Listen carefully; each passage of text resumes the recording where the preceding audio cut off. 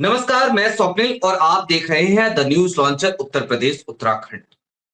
आज की तारीख में बात मैं अपनी करूंगा, बात मैं अपने साथी की करूंगा। आज की तारीख में लेकिन जब मैं बात अपनी करूं या अपने साथी की करूं, तो ये सारी कहानियां जाकर के आपकी रोजमर्रा की जिंदगी से कमोबेश जुड़ रही होंगी। इस देश में बीते कुछ दिनों से लगातार एक बात की चर्चा है कि एलपीजी सिलेंडर को लेकर के, एलपीजी को लेकर के किल्लतों का दौर जारी है। लेकिन आलम यह कि मौजूदा सरकार इस बात को मानने को तैयार नहीं। आलम यह कि आज की तारीख में कांग्रेस के एक बहुत बड़ी प्रवक्ता जब वो पंडुचेरी पहुंचती हैं तो उनको वहां पर रेस्टोरेंट्स में कुछ भी खाने को नहीं मिल पाता।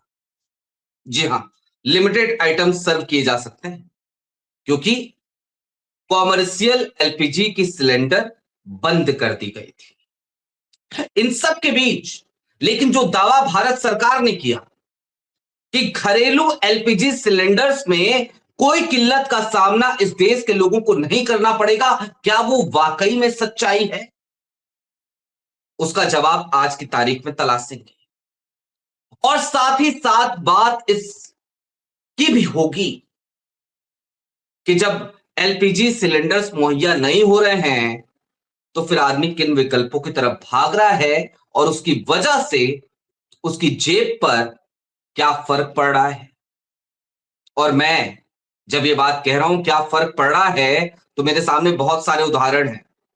मसलन जिस कार्यालय में मैं रोज बैठता हूं उस कार्यालय में बहुत सारे भुक्तभोगी हैं और आज तो इस चर्चा में हमेशा जो हमारे साथ जुड़ते हैं वो भी इस बात के भुक्तभोगी हैं।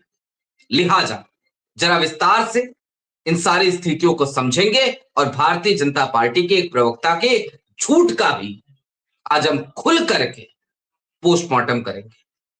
लेकिन सबसे पहले जरा सौरभ जी को जोड़ लीजिए। बहुत बहुत स्वागत है सौरभ सौरभ भाई आपका। सौरभ भाई, एक बात जरा समझना चाह रहा हूं। सबसे पहले तो चूंकि मैंने कहा वहीं से शुरुआत करी हमने कि आज हम अपनी कहानी बताएंगे। भाई देखिए, मैं नोएडा में रहता हूं, मेरे घर पे पीएनजी कनेक्शन है। आपके घर पे मुझे पता चला एलपीजी कनेक्शन। हमारे यहाँ कार्यालय में अनुज कार्यरत हैं, हमारे यहाँ कार्यालय में हमारे वीडियो एडिटर योगेश है, या फिर एक साथी अपना अजीत। इन सबके पास वही एलपीजी सिलेंडर था, आपके पास भी वही था। क्या भुगतान करना पड़ा, क्या दिक्कतें आ रही हैं? आप देखिए बीती से स्वप्निल शुरू भाई। करो, ज्यादा बेहतर है। हाँ हाँ स्वप्निल भाई, एक तो साफ बात ये है कि दिक्कत तो है। अब जैसे आपने कहा ना कि आपके पास पीएनजी कनेक्शन है, नोएडा में, हाँ दिल्ली एनसीआर में बहुत से लोगों के पास पीएनजी कनेक्शन है, लेकिन हाँ। बहुत बड़ी संख्या उनकी भी है जिनके अरे पास नहीं, मेरे पैतृक घर पे अभी पीएनजी कनेक्शन नहीं है। एलपीजी की दिक्कत वहां पे भी हाँ जारी है। यहाँ पे मैं अकेला रहता हूँ, मेरे पास है बस। हाँ। तो कुछ लोगों के पास पीएनजी कनेक्शन बहुत लोगों के पास है, और कुछ लोगों के पास एलपीजी कनेक्शन है। लेकिन बहुत बड़ी संख्या दिल्ली एनसीआर में ऐसी है जिनके पास एलपीजी कनेक्शन भी नहीं है। वो क्या है कि हम्म, जैसे जो बाहर से आके लोग यहाँ रहते हैं, तो एलपीजी हाँ। कनेक्शन इतनी जल्दी होता नहीं, तो वो क्या करते हैं कि किसी और से भरवा लिया है या ब्लैक में ले लेते हैं, या छोटे सिलेंडर में भरवा लेते हैं। तो सबसे ज्यादा हम्म दिक्कत जो आ रही है वो उन्हें ही आ रही है कि जिनके पास कनेक्शन भी नहीं है। तो जिन पे हम्म कनेक्शन, वो तो लाइन में लगे ही है। अब जैसे हमारे हम्म पास भी कनेक्शन नहीं है अभी तक, तो हम क्या करते थे कि अपने जो मकान मालिक थे, कभी उनसे हमारा सिलेंडर 3-4 महीने चल जाता आराम से वो, हम्म तो मकान मालिक से बोल दिया, उनसे भरवा लिया, कभी घर से आ जाता था सिलेंडर। तो अब हम्म जब दिक्कत ये है कि अब जैसे मैंने उनसे बोला, रिक्वेस्ट की कि एक बार आप और बुक कर दीजिए। तो उन्होंने हम्म जब बुक किया, मेरे ही सामने बुक किया, तो उसमें हम्म। लिखा आया कि आपका सिलेंडर पहले से ही बुक हो चुका है और डिलीवर भी हो ओहो। गया है। तो मैंने कहा कि आपने सिलेंडर मंगाया क्या? बोले कि हमने, हमारे पास पीएनजी है तो हमें जरूरत ही नहीं पड़ती, कभी कभी आप कहीं भरा लेते हैं। तो वो हम्म 3-4 महीने से उन्होंने कोई सिलेंडर नहीं भरवाया था, लेकिन बार बार उनके पास मैसेज वही आता है कि आपने पहले बुक कर लिया है और डिलीवरी भी हो चुका है, तो फिर आप अब अगले 35 दिन बाद। और एक और वो कि कुछ दिन पहले एक न्यूज चैनल ने खबर चलाई थी कि अब 35 दिनों के बाद सिलेंडर भरा जा सकता है, बुक किया जा सकता है। तो इस जिनके पे पास डबल सिलेंडर है उनका है ये, जिनके हाँ, पास डबल सिलेंडर है। इसके बाद सरकार की तरफ से, पीआईबी की तरफ से तुरंत उस पर फैक्ट चेक किया कि ये फेक खबर है, और हम्म अब भी 25 दिन के अंदर सिलेंडर भरवा सकते हैं आप। लेकिन जब हम्म, मैं देख रहा हूँ कि वो जो डेट आ रही है उस पे कि 27 हम्म, फरवरी को आपने पहले भरवा लिया है, अब आप सीधे 3 अप्रैल को भरवा सकते हैं। तो अगर आप हम्म, जोड़ेंगे तो वो दिन 35 ही बनते हैं। तो मुझे हम्म, समझ नहीं आता कि फिर ये बातें क्यों की जा रही है कि आप 35 दिन वाली वो फेक खबर है या अफवाह है वो, जबकि सच्चाई तो यही है। और दूसरी बात ये है कि आप अगर बाहर जाके देखेंगे तो बहुत दिक्कत है, लोगों को बहुत परेशानी है। अब ये भी दिक्कत है हम जैसे लोगों के साथ कि अगर हम वो चीजें दिखाएं या बताएं तो हम्म, एक तरह से लगता है कि उस पे होना ये चाहिए कि अगर कोई दिखा रहा है, कोई भी जर्नलिस्ट या कोई भी आम आदमी कि भई ये दिक्कत है, तो सरकार को उस पर काम करना चाहिए। पर होता क्या है, हम्म, होता इसका उल्टा है। हम्म। उसमें ये कह दिया जाता है कि अफवाह फैला रहे हैं आप या सरकार की छवि खराब करना चाह रहे हैं। तो फिर अभी हालिया एक तो हालिया दिनों का एग्जांपल ले लीजिए ना, जो श्याम भाई का एग्जांपल है। दूर हाँ, कहाँ जाना श्याम है। मीरा सिंह जर्नलिस्ट हैं, एक हम्म, डिजिटल जर्नलिस्ट है। तो वो नोएडा में किसी दुकान वाले से बात कर रहे थे कि आपको, उनकी दुकान बंद थी, कि आपको हम्म, रेस्टोरेंट था वैसे एक वो, कि आपको कितनी दिक्कतें हो रही हैं। जैसे ही वो वहाँ पता कर रहे थे तभी दो पुलिस वाले आए और उनसे कहने लगे आप क्या कर रहे हैं यहाँ पे। तो उन्होंने बताया कि मैं एक जर्नलिस्ट हूँ और मैं लोगों की समस्या सुन रहा हूँ। तो फिर वो ले गए अपने साथ और उसके बाद जो हुआ वो सब उन्होंने विस्तार से बताया है कि उनके एक मुकदमा भी लिख गया उनके खिलाफ। तो फिर जी। अगर ऐसा ऐसा होगा तो इसमें मुझे लगता है दिक्कत तो सरकार की बढ़ेगी ना, कि हम्म, अगर समस्या है पब्लिक को जमीन पे है, वो जब सामने नहीं आएगी तो नीचे गुस्सा बढ़ेगा, नीचे गुस्सा बढ़ेगा तो फिर अव्यवस्थाएं फैलेंगी। इससे अच्छा तो यही होना चाहिए कि सरकार अगर कोई बता रहा है तो आप उस पर एक्शन करो और चीजें ठीक कर दो। पर मुझे समझ नहीं हम्म, आता कि ये चीजें क्यों है कि अगर कोई बता रहा है तो उस पर ही क्या एक्शन हो जाता है, जबकि एक्शन होना चाहिए हम्म, जो गलत कर रहे हैं उनके खिलाफ। इससे हम जैसे लोग जो हैं या हम जैसे और भी हैं, उनके मन में ये रह जाता है कि यार जो हो रहा है होने दो और बस अपना सिलेंडर भरवा लो, कैसे भी अपना इंतजाम कर लो और फिर छोड़ दो इस हाल पे। लेकिन ये चीजें तो बहुत गलत है ना फिर ये। ठीक बात। सौरभ भाई, आप स्वयं भुक्तभोगी रहे हैं। हालांकि मैं आज चाह रहा था अजीत को भी जोड़ूं, लेकिन अजीत थोड़े से अवेलेबल नहीं है। आपने जो कैटेगरी बताई 5 लीटर सिलेंडर वाली, तो वो 5 लीटर सिलेंडर वाली कैटेगरी में आते हैं अजीत। और उन्होंने भी खूब, मतलब इस बार वो मुझसे कह रहे थे पहले, और अजीत ने खुल के कहा था कि सर इस बार ना मैं ठीक ठाक बचत करूंगा अपनी जिंदगी में, इस महीने तो बचत करूंगा। तो बचत अजीत कर पाया नहीं कर पाया वो मुझे अच्छे से पता है। सौरभ भाई, मैं आपसे जानना चाह रहा हूँ आपका क्या बिल है इस बार का, मतलब जो ये इंडक्शन और बाकी चीजों पे जो देखिए, आपने खर्च किया, क्या है बिल। अब सिलेंडर होने वाला है खत्म, तो हम सोच रहे थे कि अब कैसे भरवाएं, सिलेंडर वहां से बुक नहीं हो रहा। तो हमने क्या हाँ, किया फिर वही, जहां सब दौड़ रहे हैं वहां हम दौड़ रहे हैं कि एक इंडक्शन का सोचा। पहले ऑनलाइन देखा, ऑनलाइन सारा आउट ऑफ स्टॉक दिखा रहा है वो।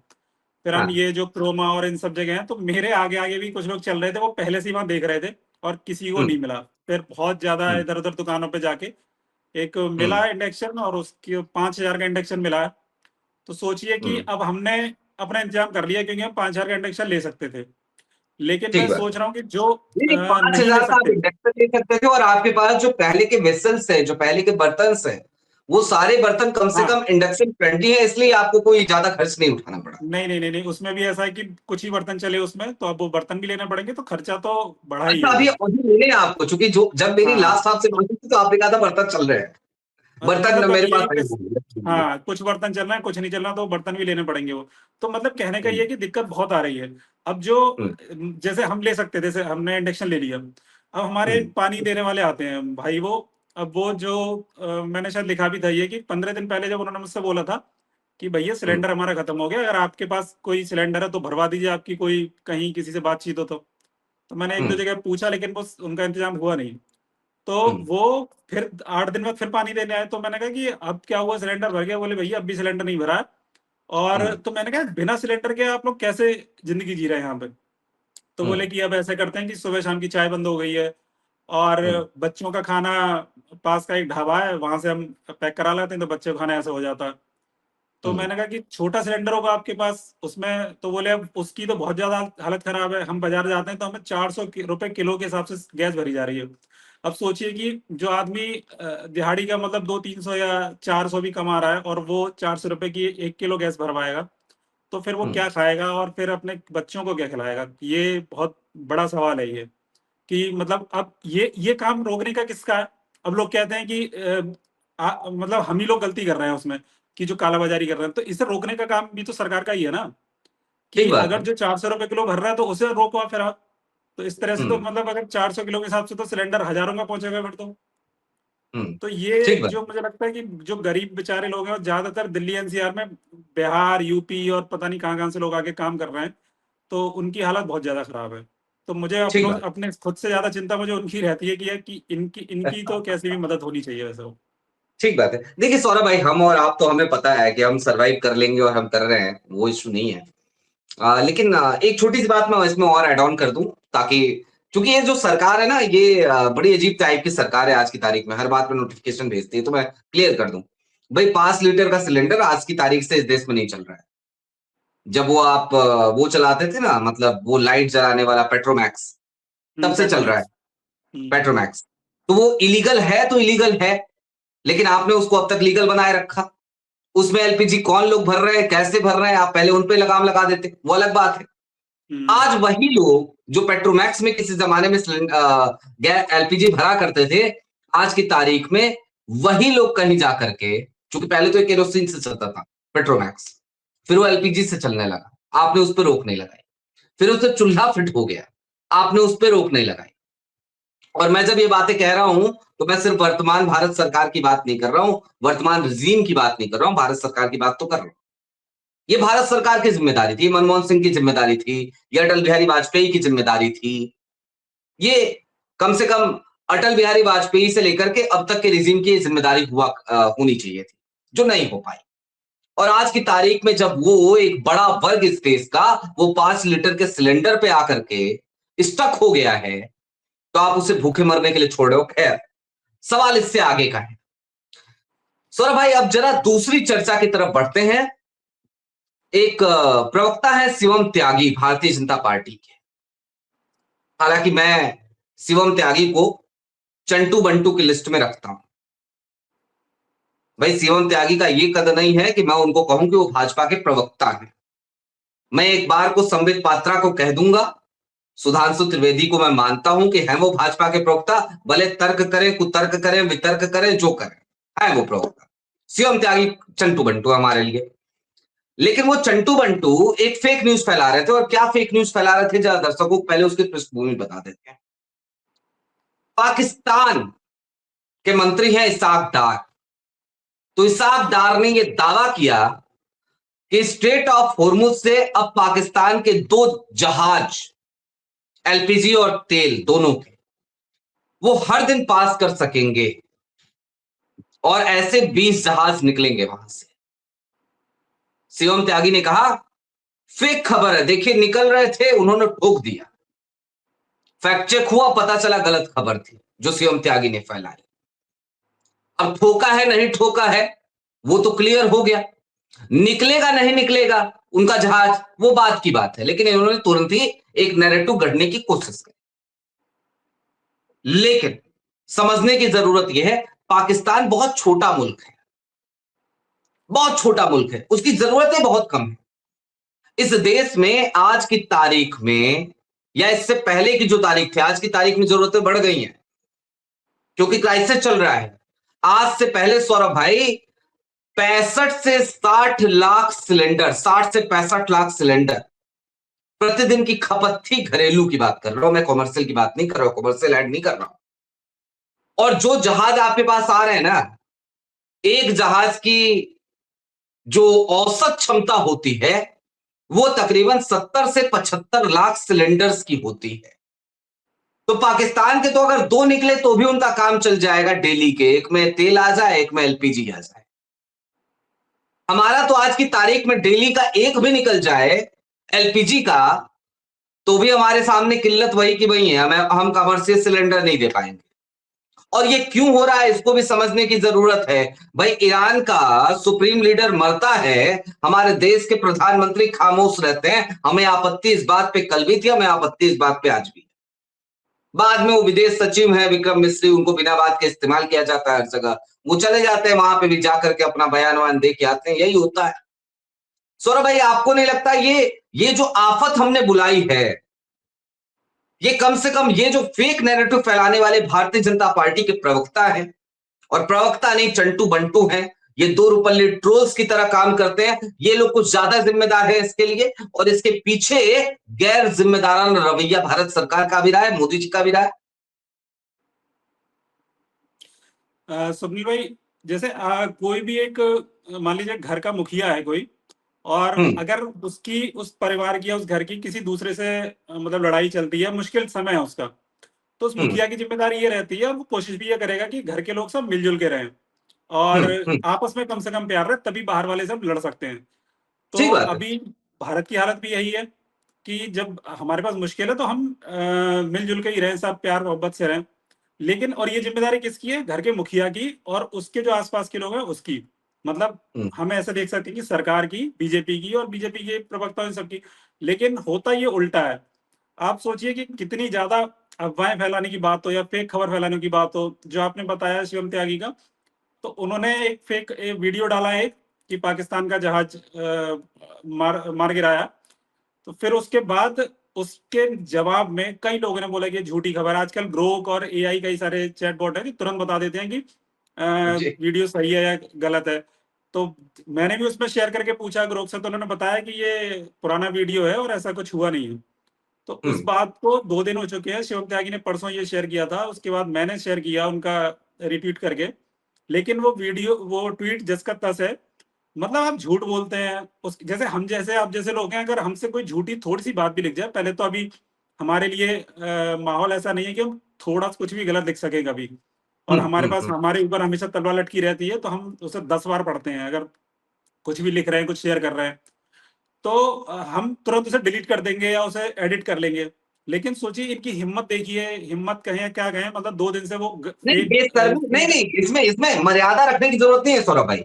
बेशर्मी कहिए, बेहयाई कहिए, थिथराई कहिए, वही कलदुताई कहिए, ये कहिए, वही इसमें मतलब वही मर्यादा की जरूरत नहीं है शिवम त्यागी जैसे लोगों के लिए। हाँ। तो सोचिए कि मतलब आप दुनिया की सबसे बड़ी पार्टी है, दुनिया की सबसे बड़ी पार्टी के प्रवक्ता हैं जो टीवी पे आते हैं, आपको सब देखते हैं, सुनते हैं, और फिर आप गलत खबर फैलाते हैं और उस पर डटे रहते हैं। तो ये हम्म जैसे उसमें सैकड़ों कमेंट थे उसमें, तो वो सारे इनके नोटिफिकेशन बज रहे होंगे फोन पे, आप देख रहे होंगे कि फोन पे लिखा आ रहा है कि आप झूठी खबर फैला रहे हैं, और तब भी आप उस पर डटे हुए हैं। तो ये तो बेशर्मी है एक तरह से ये।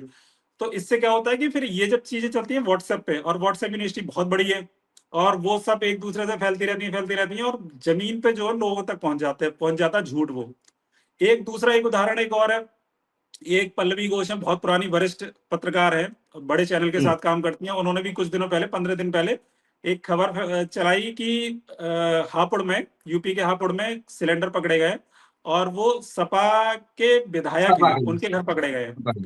हाँ। वो ट्वीट इंग्लिश में था, और उस पे भी मैंने लिखा नीचे कि हमने सर्च किया पहले कि हापुड़ में सपा के कोई विधायक है। हापुड़ में सपा के विधायक है ही नहीं, वहां पे बीजेपी के विधायक है, और उस नाम से तो कम कम कोई विधायक नहीं है। वो तो सपा का मैंने नेता भी भी नहीं है, जिस तरह से पकड़ा वो हाँ, सपा का नेता भी नहीं था। चलिए मान लेते हैं नेता, लेकिन विधायक बहुत बड़ी चीज होती है, और आपने नहीं, विधायक लिख नेता दिया। भी नहीं था, नेता भी नहीं नेता था। भी नहीं है, और वो भी हमने लिखा, और आज कल मैंने देखा कि वो ट्वीट अभी तक वैसा का वैसा ही है वो। तो सोचिए वो हम्म ट्वीट भी, अब वो जैसे अब बहुत बड़े पत्रकार हैं जब लिखते हैं, तो वो व्हाट्सएप पे चलता है कि इन्होंने बताया है कि विधायक, सपा के विधायक पकड़े गए, ऐसे उनके घर पे सिलेंडर हाँ। पकड़े गए। तो ये कैसे पता चलता है कि मैं जहां भी कुछ शेयर कर रहा हूँ, कुछ भी सिलेंडर की कमी या कुछ भी, तो वहां पे नीचे एक चिपका दिया जाता है कि सपा के विधायक पकड़े गए यहाँ पे। तो अब मैं किस किस से बताऊं कि भैया झूठ है ये। तो ये हम्म चीजें, वो 15 दिन पहले का उनका पल्लवी घोष का, उनका भी ट्वीट ऐसा का ऐसा ही लगा हुआ है। तो ये हम्म है, झूठ का अंबार इन लोगों ने खड़ा कर दिया है। उसमें बीजेपी के लोग मिले हुए हैं, गोदी मीडिया मिला हुआ है। इससे क्या होता है कि जनता में फिर झूठी चीजें फैलती हैं वो, और जो सच्चाई है वो फैलती नहीं। विपक्ष के खिलाफ एक नैरेटिव बनाया जा रहा था, वो बनता जा रहा है धीरे धीरे। अब किसी को अगर जैसे सिलेंडर की कमी की बात होगी, और नीचे एक आ जाए कि भाई सपा के विधायक पकड़े गए, सपा के नेता पकड़ा गया, तो लोग खुश हो जाते हैं कि चलो ठीक है, कार्रवाई हो रही है। जबकि वो हम्म अपनी परेशानी भूल जाते हैं। तो हम्म। ये तो सिस्टम बना ही दिया है इन लोगों ने कि एक, जो पहले व्हाट्सएप यूनिवर्सिटी थी, अब झूठ का एक पूरा एक पहाड़ खड़ा कर दिया गया, जिसमें इनका बहुत बड़ा हाथ है। ठीक बात है। सौरभ भाई, चलते चलते एक आखिरी सवाल है मेरा आपसे, और जरा इसको विस्तार से समझाइएगा दर्शकों को। और इसलिए मैं आपसे ये सवाल कर रहा हूं क्योंकि आप ट्विटर पे बहुत ज्यादा एक्टिव हैं, हम यूट्यूब पे हम भी झेलते हैं, ऐसा नहीं हम नहीं झेल रहे। भाई मैं भी नोटिफिकेशन झेलता हूँ, ministry of IT and broadcasting मुझे नोटिफिकेशन भेजती है। फिर वो वीडियो कॉन्फ्रेंस की मैं उनसे लिंक मांगता हूँ, ये कहता हूँ बता दीजिए भैया, मैं ऑफिस आ जाता हूँ आपके। तो वीसी की लिंक देते हैं, तो मैं चला जाता हूँ उस पे, तो जाता हूं तो मैं अपने तथ्य रखता हूं, तो उसके बाद कहते हैं एक काम कीजिए आप अपने थंब में ना ये छोटा सा सुधार कर लीजिए। मैंने कहा क्यों कर लूं भाई, जो लिखा सही लिखा, जो कहा सही कहा। तो फिर कहते हैं अच्छा ठीक है आप एक मेल ये कर दीजिए कि as per the earlier discussion I have committed what was the fact and I have tell you all the facts. तो फिर मैं कहता हूँ चलिए मैं सीधे सीधे ये कह देता हूँ, मैं कमिटेड शब्द का इस्तेमाल नहीं करूँ, मैं ये कह देता हूँ कि I have told what were the facts, what were the facts और काइंडली टेक एप्रोप्रिएट एक्शन। उसके बाद से मेरी वीडियो आज तक पड़ी, ये अब तक जिंदगी में 3 बार झेल चुका हूं मैं, और ये 3 बार जो झेला हूं ये बीते 6-7 महीने के अंदर झेला है हमने। तो भी हाल होता है हमारे साथ यूट्यूब पे। सौरभ भाई आप लोगों के साथ क्या हो रहा है आजकल ट्विटर पे, क्योंकि ट्विटर पे ज्यादा तहलका है, मैं तो नया नया ट्विटर का यूजर हूं, दर्शकों को ये भी बोल दूं, ये नीचे सौरभ भाई को तो जरूरत नहीं है, मेरा तो नीचे ट्विटर हैंडल लगा है, आप उस पर मुझे फॉलो कर सकते हैं। आप लोग क्या झेल रहे हैं आजकल ट्विटर पे, क्या लग रहा है आपको, कितने दिन की आजादी बची है? देखिए, मुझे लगता है कि जो टीवी मीडिया है या प्रिंट मीडिया है, वो तो एक तरह से उसने तो सरेंडर कर ही दिया है। तो हम्म। सरकार वहां पे अगर कोई भी एक तरह से सरकार की पोल वोल तो खुलती नहीं वहां पे, कोई ना घोटाले का पता चलता और ना उनके खिलाफ कोई खबर चलती है। तो एक ये सोशल मीडिया का माध्यम बना है, बचा हुआ है, उसमें भी फेसबुक पे भी बहुत ज्यादा फाउंडेशन लग गई है। ट्विटर पे थोड़ा कम था अभी, लेकिन ट्विटर पे अब देखा जा रहा है कि वहां पे भी अब पूरी तरह से एक निगरानी रखी जा रही है। आप सोचिए कि केरल में एक चुनाव आयोग ने एक ऑफिशियल लेटर भेजा, पार्टियों को भेजा हम्म। था वो, और हम्म। जब पार्टियों के पास पहुंचा तो उसमें एक कोने पे बीजेपी की स्टैंप लगी बीजेपी का थी। स्टैंप था, बीजेपी का स्टैंप हाँ, था। अब इस पे बवाल क्लेरिकल हुआ और मिस्टेक थी उधर। नहीं ये भी हाँ, दर्शकों को बताइए, क्लेरिकल नहीं नहीं, मिस्टेक थी उनकी। मैं आगे बता रहा हूँ वो। तो फिर जब इस हाँ। पे बवाल हुआ तो चुनाव आयोग की तरफ से सफाई आई कि ये क्लेरिकल मिस्टेक थी। तो हाँ। हम सब लोगों ने वैसे ही शेयर किया वो कि हाँ। ये हाँ। इस तरह से स्टैंप लगी थी, और चुनाव आयोग की तरफ से सफाई आई है कि इसमें क्लेरिकल मिस्टेक थी। तो इसमें तो कुछ हम्म। गलत नहीं है, जो हमने हम्म। पहले देखा वो लिखा, और फिर नीचे जो चुनाव आयोग की सफाई थी वो लिख दी। हम्म। लेकिन क्या हुआ कि अगले दिन जिसने वो शेयर किया था, उन सबके पास एक केरल पुलिस का नोटिस आया कि आप चुनाव आयोग हम्म। की छवि खराब करने के लिए आपने ये किया है, और आप इसे डिलीट कीजिए, और आप नहीं करेंगे तो फिर आईटी एक्ट में आप पे केस होगा वो। हम्म। तो आप सोचिए कि पहले तो ये भी सवाल ये तो भी बता दीजिए, ये भी बता दिया जाए कि केरल में इस समय पे चुनाव है, आचार संहिता लागू है, और केरल की तो पुलिस वो चुनाव चुनाव आयोग आयोग के, में काम करती है। हाँ। हाँ हाँ, तो सोचिए कि पहले तो बहस सबसे ज्यादा तो होनी चाहिए कि वो स्टैंप लगी कैसे रह गई, उस पर चर्चा हम्म। होनी चाहिए, उस पर चुनाव के सवाल होने चाहिए। लेकिन जब उस पर कोई सवाल कर रहा है तो आप उस पर उल्टा एक तरह से मुकदमे की धमकी दे रहे हैं। तो ये तो हम्म। सिस्टम हो गया ट्विटर का, कि अगर हम्म। हम कुछ भी लिखते हैं, मैं खुद ही, ये क्या होता है जैसे जब बहुत ज्यादा बाउंडेशन लगने लगती हैं, बहुत ज्यादा निगरानी रखी जाने लगती है, तो क्या होता है कि जैसे हम जैसे लोग जो हम कभी कोई झूठ तो लिखते नहीं, सच ही लिखते हैं अपनी तरफ से, और हम्म। क्योंकि हमें पढ़ाया ये गया है मीडिया में भी और सब जगह। लेकिन अब क्या होता है कि हम खुद से ही उसे बार बार मन में एक वो आ जाती है कि अगर हमने कुछ भी छोटा सा भी गलती चलेगी तो हमें बख्शा नहीं जाएगा वो। तो हम्म। हम पहले से 10 बार फैक्ट चेक करते हैं, 10 जगह जाके तब कुछ शेयर करते हैं। उसके बाद भी जैसे हमने लिखा, कुछ भाषा लिखी, फिर हम उसे बैक स्पेस कर देते हैं कि यार कहीं इससे सरकार को दिक्कत ना हो जाए, या किसी को बुरा ना लग जाए। तो एक तरह से जो सेल्फ रेगुलेशन है वो हम में अपने दिमाग में ही हमारे चलता रहता है। उसके बाद ठीक भी बात। हम कुछ लिख रहे हैं, तो ये बहुत मुश्किल समय है। और अब जनता को ही समझना चाहिए कि अगर हम थोड़ा सा कोई इशारा करें तो फिर उसे, वो कहा जाता है नहीं कि कम लिखा है ज्यादा समझना, तो वो वाली हम्म। हालत आ गई है कि जनता को ऐसे ही समझना चाहिए कि अगर कोई लिख रहा है थोड़ा बहुत तो उसे खुद ही जाके चेक करना चाहिए। क्योंकि अब लोग इससे बचने लगे हैं, बचने क्या लगे हैं लोग, लोगों की अपनी जिंदगी भी तो है, उनके बच्चे हैं, घर है, तो फिर कौन अब मुकदमे और पुलिस और इनके चक्कर पाले। इसलिए खुद ही ठीक बात। लोग सतर्क होते जा रहे हैं। ठीक बात। चलिए, कुल मिलाकर एक बात को समझिए कि एलपीजी सिलेंडर की किल्लतों को लेकर के जो लाइनें आप लगातार सोशल मीडिया पर देख रहे हैं, उनमें फिलहाल कमियां खोजने की जरूरत नहीं है। और अगर पेट्रोल पंप पे लाइनें लग रही हैं, तो उसके पीछे पैनिक की स्थिति प्रधानमंत्री नरेंद्र मोदी के भाषण ने खुद ही शुरू करी थी। वो हमारी आपकी गलती नहीं है, मैं कभी पेट्रोल पंप की लाइन में जाकर के नहीं लगा। कम से कम दिल्ली एनसीआर में रहता हूं, नोएडा में रहता हूं, मुझे आसानी से पेट्रोल स्वप्निल भाई, हाँ एक मुझे और बात कहनी है, एक बात और कहनी है मुझे जी कि जो हम लाइनें देख रहे हैं पेट्रोल पंप पे, और कई जगह गुजरात से भी एक वीडियो आया था, तो इसमें इतना एक तरह से रिस्क है लोगों की जान के लिए। लोग उसमें घर के बर्तनों में, कुकर में देख रहे हैं, उन छोटे छोटे बर्तनों में, कुछ लोग टेंट के बर्तन लेके आ रहे हैं, उसमें पेट्रोल भर के रख रहे हैं। तो सोचिए हम्म, वो लोग अपने घर पे कितनी विस्फोटक चीजें रख रहे हैं, जरा सी अगर चिंगारी लगी तो कितना बड़ा नुकसान होगा, और ये जगह जगह देखा जा रहा है। तो पुलिस को करना ये चाहिए कि पहले इन्हें रोकिए आप बजाय हम्म, हम जैसे लोग जो शेयर कर रहे हैं उन्हें टारगेट करने की जगह आप इन्हें रोकिए, वरना बहुत बड़ी दुर्घटना हो सकती है ये। ठीक अगर बात है। वो, क्योंकि लोग, अब लोगों को नहीं पता, उन्हें नहीं पता कि कब तक संकट रहेगा वो, तो वो भर भर के रख रहे हैं उसमें, ड्रम में, घर के बर्तनों में, तो ये बहुत बड़ी समस्या हो सकती है। तो इस पे भी थोड़ा ध्यान देना चाहिए सरकार को भी।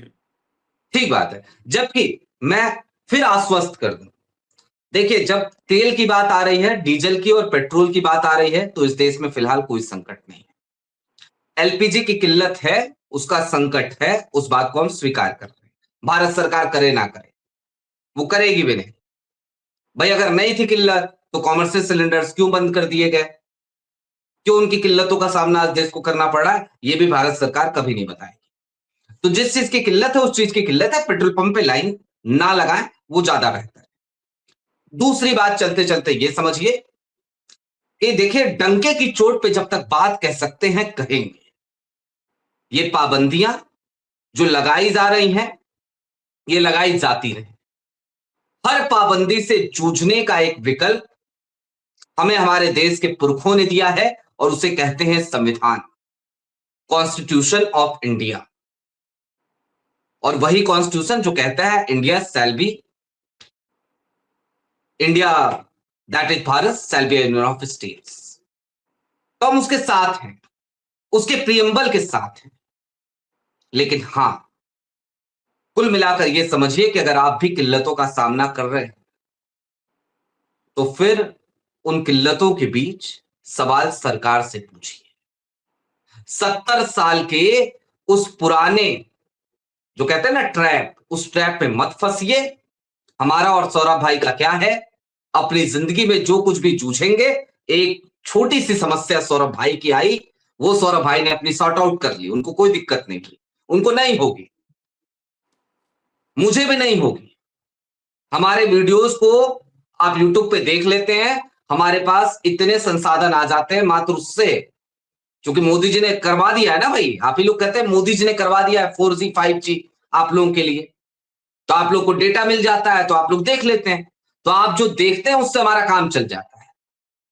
लेकिन दिक्कत आपके साथ है, उस बात को समझिए। ये समस्या सिर्फ आपके साथ नहीं है, आपके आने वाली पीढ़ियों के साथ है। बहरहाल अभी के लिए हमें और सौरभ भाई को दीजिए इजाजत। आपकी क्या राय है वो हमें कमेंट बॉक्स में जरूर बताएगा। बहुत शुक्रिया सौरभ भाई। Thank you.